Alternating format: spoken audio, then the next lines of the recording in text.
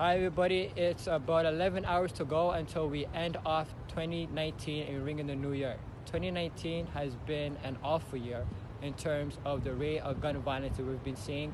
We're seeing an increase in the rate of gun violence. We're seeing an increase in police budget, while we're also seeing a decrease in funds that are going to communities.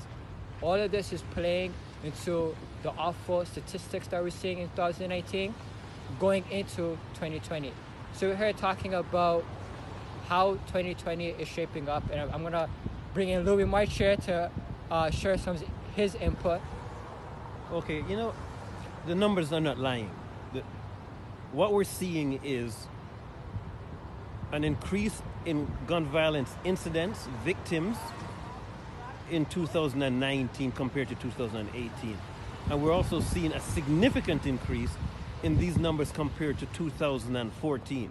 For example, we're seeing double-digit increase in the number of shootings, 750 shootings so far this year, and we still got tonight to get through.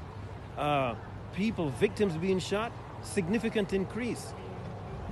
Policing budget increasing to deal with gun violence, but as their budget increasing, the gun violence numbers increase. We're also looking at statistics that show that the city budget has increased 17%. The city budget that they have for the whole of Toronto has increased 17% in the last 5 years. However, the amount of money that they've invested in community has actually declined. Can someone explain to me how come that is okay? We're seeing the devastation. We work with a group called Communities for Zero Violence, which is mothers impacted by gun violence, mothers who have lost children to gun violence. Their agony, their trauma, their pain is not going to go away. There's no end date on this, right? There's no, you're going to get over it. We see the carnage on the streets.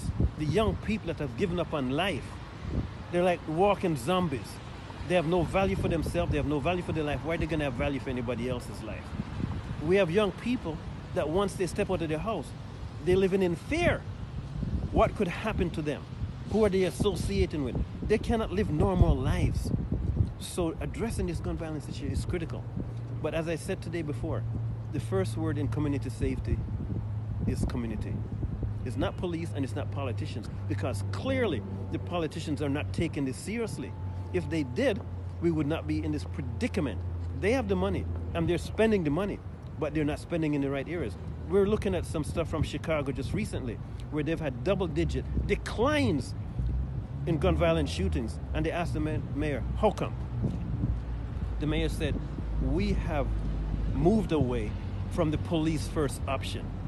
We are now shifting our focus to engaging community in helping to address this issue. And since they've done that, they've seen double-digit declines in shootings and victims in Chicago. Why is that foreign news to the mayor of Toronto? Why is this new news to the mayor of Toronto? We've told him this for the last 5 years. This did not happen overnight. The gun violence that we're seeing right now is, look at it as a report card on what we did good or bad yesterday. And trust me, the numbers are out of control right now, and that means there's a lot of failures in terms of what we did yesterday. So we are not surprised at the amount of violence that's taking place. We are surprised when there's no violence, and that's sad to say, but that is the reality. So we're going to do what we need to do with Zero Gun Violence Movement and the broad network of people and organizations that we work with to get to these kids, get to these communities before they decide that criminal activity or gun activity is the only option available to them. Because once that gunshot is fired, you cannot put the bullet back in the gun, and you can't undo the hurt, the pain, the trauma, and the grief that it causes. We all want to live a long life. We all want to live and be safe as we walk around the streets. And if we're waiting on the politicians and police to do it, it's not going to happen. So we as community has to step up now in 2020, and we have to get more involved. We have to get more engaged. We have to be the first ones to extend a hand to help those people that need the help, because we know what's going on the streets. These kids just need help and support, not after criminal activity has taken place, but before. And that's why this work is so important. This is not a West End issue. It's not an East End issue, not a North End issue. This is a citywide issue. So stay tuned for 2020. We're hopeful that we're going to be making big steps into taking real actions and seeing a decrease in these numbers in 2020, 2021, and beyond. Stay tuned.